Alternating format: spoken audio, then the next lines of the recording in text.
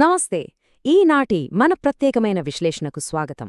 Modern technology అలాగే cyber security ఎలా పనిచేస్తుందో అర్థం చేసుకోవడం అనేది కేవలం సివిల్ సర్వీసెస్కు ప్రిపేర్ అయ్యేవాళ్లకే కాదు, అసలు మన చుట్టూ జరుగుతున్న మార్పులను గమనించే ప్రతి ఒక్కరికీ ఎంతో అవసరం. ఈరోజు మనం ఆ డిజిటల్ పునాదులనే చాలా స్పష్టంగా, డీటెయిల్డ్గా విశ్లేషిద్దాం. మొదటగా ఓ చిన్న ఆసక్తికరమైన ప్రశ్నతో ప్రారంభిద్దాం. ఇంటర్నెట్ ఇంకా వరల్డ్ వైడ్ వెబ్ ఈ రెండు ఒకటేనా? వినడానికి సింపుల్గా అనిపించొచ్చు కానీ కరెక్ట్గా తెలియకపోతే ఇది ఎగ్జామ్స్లో ఒక పెద్ద ట్రాప్ కావచ్చు. ఈ కన్ఫ్యూజన్కి ఆన్సర్ ఏంటో కొద్ది క్షణాల్లోనే మనకు అర్థమైపోతుంది. సరే, ఇక ఏమాత్రం లేట్ చెయ్యకుండా డైరెక్ట్గా టాపిక్లోకి వెళ్ళిపోదాం. ఈరోజు మనం ఒక డిజిటల్ సిటీని నిర్మించడం దగ్గర నుండి దాన్ని రక్షించడం వరకు మొత్తం 6 విభాగాలను కవర్ చేయబోతున్నాం. అవేంటంటే digital foundation, next gen technologies, the connected world, cyber threats, cyber security and governance మరియు చివరగా క్రూషియల్ ఎగ్జామ్ ట్రాప్స్. మన మొదటి విభాగం the digital foundation, building the digital city. ఒక పెద్ద నగరాన్ని నిర్మించాలంటే ముందుగా బలమైన పునాది ఎలా కావాలో మన డిజిటల్ ప్రపంచానికి కూడా అలాంటి బేసిక్ కనెక్టివిటీ, స్ట్రాంగ్ ఇన్ఫ్రాస్ట్రక్చర్ చాలా అవసరం. ఇందాక మనం వేసుకున్న ప్రశ్నకు అసలైన సమాధానం ఇక్కడే ఉంది. ఇంటర్నెట్ ఇంకా వరల్డ్ వైడ్ వెబ్ అంటే WWW ఈ రెండూ అస్సలు ఒకేలాంటివి కాదు.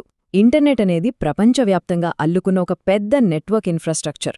ఇది TCP/IP ప్రోటోకాల్స్ ద్వారా పనిచేస్తుంది. దానికి భిన్నంగా వరల్డ్ వైడ్ వెబ్ అనేది ఈ ఇంటర్నెట్ మీద నడిచే ఒక వెబ్ సర్వీస్. టిమ్ బెర్నర్స్-లీ దీన్ని కనుగొన్నారు. ఇదెలా అంటే, ఇంటర్నెట్ అనేది ఒక రోడ్ అయితే వరల్డ్ వైడ్ వెబ్ అనేది ఆ రోడ్డు మీద నడిచే కార్ లాంటిది. నెక్స్ట్, మనం వెబ్సైట్లలో తరచుగా చూసే పదాలు HTTP మరియు HTTPS. ఈ రెండిటి మధ్య ఉన్న అతి పెద్ద తేడా ఏంటంటే ఎన్క్రిప్షన్. ఆ చివరన ఉన్న S అంటే సెక్యూర్, అంటే మీ డేటా అంతా లాక్ చేయబడి ఎవరూ దొంగిలించడానికి వీల్లేకుండా సురక్షితంగా ఉంటుంది. ఎగ్జామ్స్లో ఈ పాయింట్ మీద పదే పదే ప్రశ్నలు వస్తుంటాయి. ఈ డిజిటల్ పునాదిలో ఇంకో కీలకమైన పిల్లర్ క్లౌడ్ కంప్యూటింగ్. మన ఫోన్లో స్పేస్ లేనప్పుడు మన ఫోటోస్, ఫైల్స్ ఎక్కడో రిమోట్ సర్వర్లలో సేవ్ అవుతాయి కదా, అదే ఇది. ఇందులో ప్రధానంగా IaaS, PaaS మరియు SaaS అని 3 రకాలుంటాయి. అంటే ఇన్ఫ్రాస్ట్రక్చర్, ప్లాట్ఫామ్, సాఫ్ట్వేర్ సేవలను రిమోట్గా వాడుకోవడం అనమాట. దీనివల్ల డిజిటల్ సేవలను ఎక్కడ్నుంచైనా యాక్సెస్ చేసుకోవచ్చు, ఇంకా ఖర్చు కూడా చాలా తగ్గుతుంది. ఇప్పుడు రెండవ విభాగం, next gen technologies, upgrading the system. మనం డేటాని ప్రాసెస్ చేసే విధానాన్ని పూర్తిగా మార్చేస్తున్న ఫ్యూచర్ టెక్నాలజీస్ వైపు ఇప్పుడు అడుగులు వేద్దాం. ఈ టాపిక్ చాలా ఇంట్రెస్టింగ్.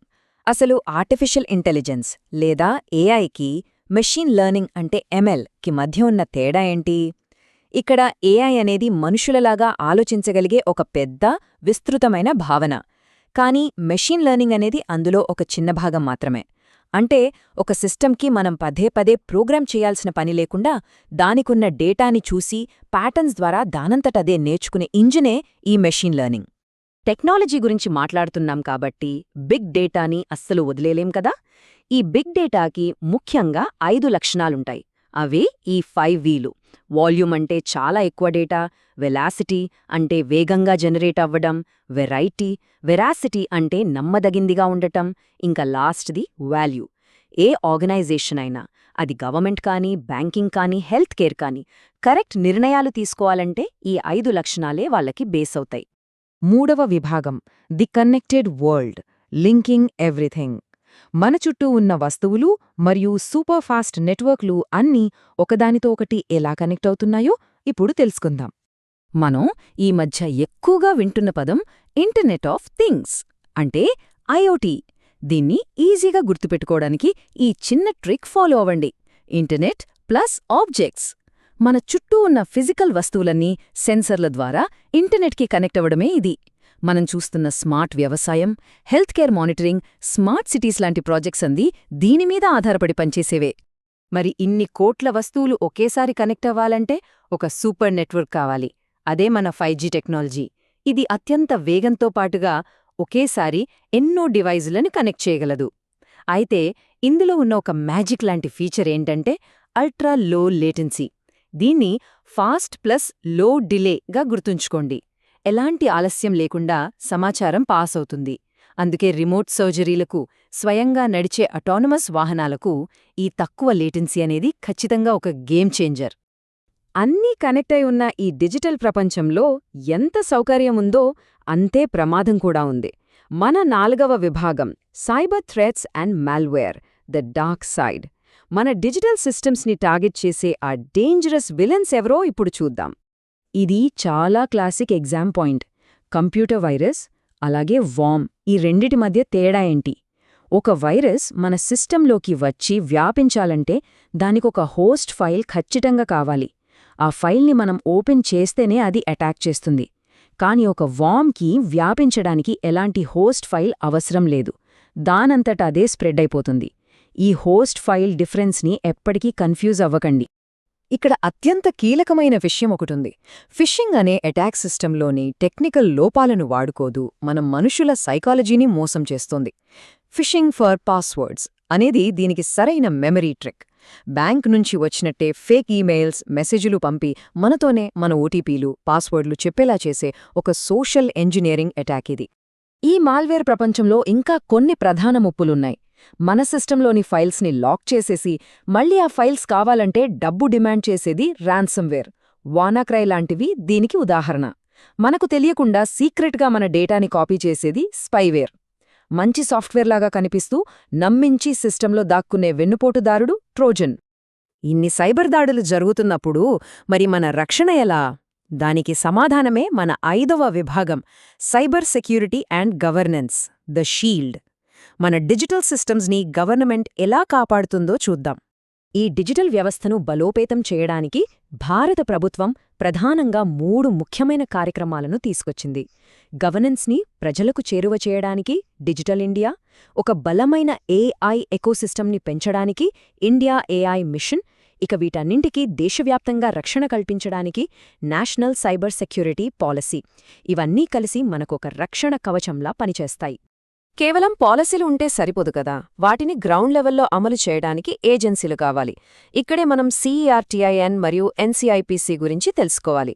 దేశంలో ఏదైనా సైబర్ అటాక్ జరిగినప్పుడు వెంటనే ఫైర్ ఇంజిన్లాగా స్పందించే ఎమర్జెన్సీ రెస్పాన్స్ టీమ్ CERTIN. దానికి భిన్నంగా దేశంలోని బ్యాంకింగ్, పవర్ గ్రిడ్స్ లాంటి అత్యంత కీలకమైన సిస్టమ్స్కి నిరంతరం భద్రత కల్పించేది NCIPC. ఈ 2 ఏజెన్సీల ఫంక్షనింగ్లో ఉన్న తేడా చాలా చాలా ముఖ్యం. ఇప్పుడు మనం చివరి ఎంతో ఆసక్తికరమైన విభాగానికి వచ్చేశాం.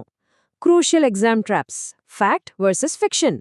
మనం ఇప్పటిదాకా నేర్చుకున్నవి మైండ్లో ఎంత స్ట్రాంగ్గా రిజిస్టర్ అయ్యాయో ఈ చిన్న ర్యాపిడ్ ఫైర్ రివిజన్తో చెక్ చేద్దాం. ఒక్క క్షణం ఆలోచించండి.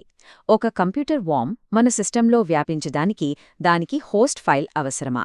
మాల్వేర్ సెక్షన్లో మనం డిస్కస్ చేసిన ఆ కీ పాయింట్ని ఒక్కసారి మైండ్లోకి తెచ్చుకోండి. ఆన్సర్ ఏంటో ఫిక్స్ అయ్యారా?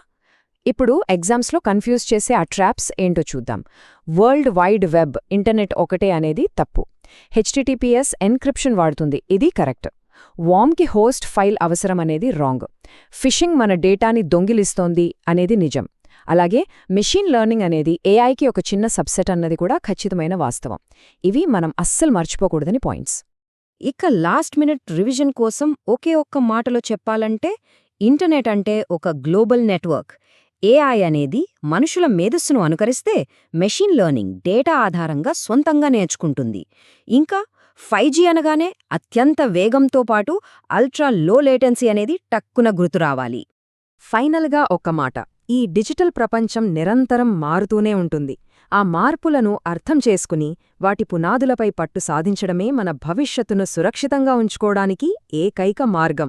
అయితే టెక్నాలజీ ఇంత వేగంగా, ఇంత ఊహించని రీతిలో అభివృద్ధి చెందుతున్న ఈ తరుణంలో రేపటి సరికొత్త సైబర్ దాడులను ఎదుర్కోవడానికి మన వ్యవస్థలు, అలాగే మనం నిజంగా సిద్ధంగా ఉన్నామా? ఒక్కసారి ఆలోచించండి.